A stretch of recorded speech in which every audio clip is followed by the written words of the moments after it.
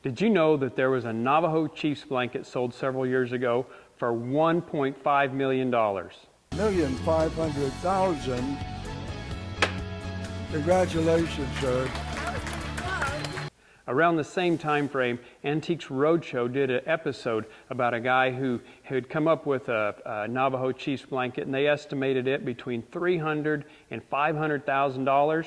On a really bad day, this textile would be worth $350,000.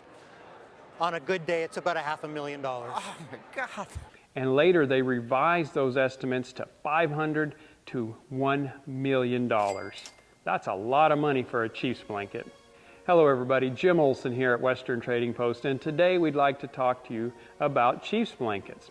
What is a Chiefs blanket, you might ask? Well, this was a blanket that the Navajo weavers wove starting sometime during the 1700s up until maybe about the 1860s or 70s.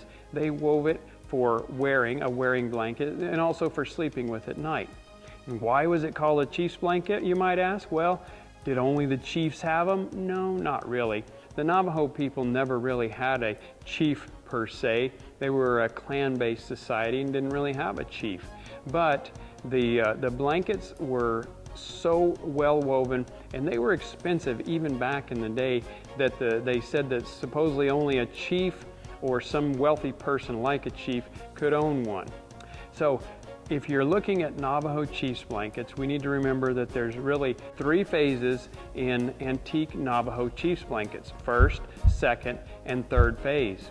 The first phase blankets are exceedingly rare. They were made between, sometime during the 1700s till around 1840 or 50. Supposedly there's only between maybe 50 and 100 of them in existence still today that have survived the test of time. So those are the ones that are the real expensive ones. You can identify a first phase Chiefs blanket by its striped or banded design. Typically they were white with brown and usually blue stripes. Sometimes towards the later end of that period, they also had like a fine red stripe mixed in.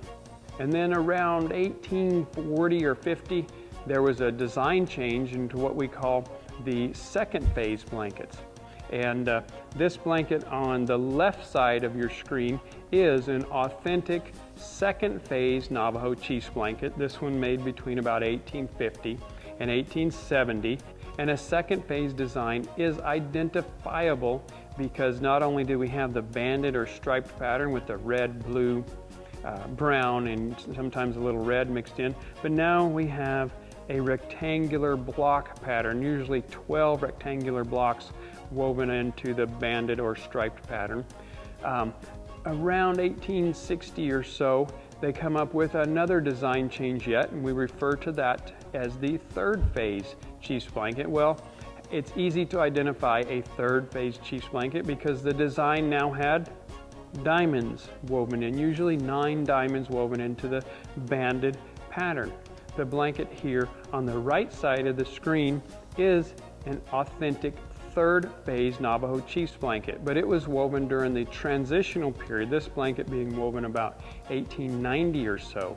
So what do we mean real quick when we talk about classic and transitional periods? Well, the classic period was when the Navajo were weaving mostly for their own consumption. They wove blankets and that they used themselves, the Chiefs blankets and wearing blankets, saddle blankets, things like that. There was some trading that went on between them and other tribes and a few of the pioneers, but typically the classic period was prior to 1863 and before. Now after the 1860s we go into what we call the transitional period up until about 1900. That's when this blanket was woven, and during the transitional period the Navajo weavers were starting to weave floor rugs more for tourist consumption, and less were they weaving actual things like wearing blankets that they were using. So we call that the transitional period, where they went into more of the tourist market, weaving rugs that the trading post sold to the tourist and to people who own homes, things like that. Now they still weave Chiefs blanket designs to this day, predominantly the third phase design. or what they call a third phase variant, where they'll have the diamond pattern and then maybe some elemental zigzags and stuff like that woven in for aesthetics. So it's really important to know what pattern you have, first, second, third, or third phase variant, and then also what period was it woven in, during the classic, the transitional, or the modern period, because all of those factors come into play when determining the value.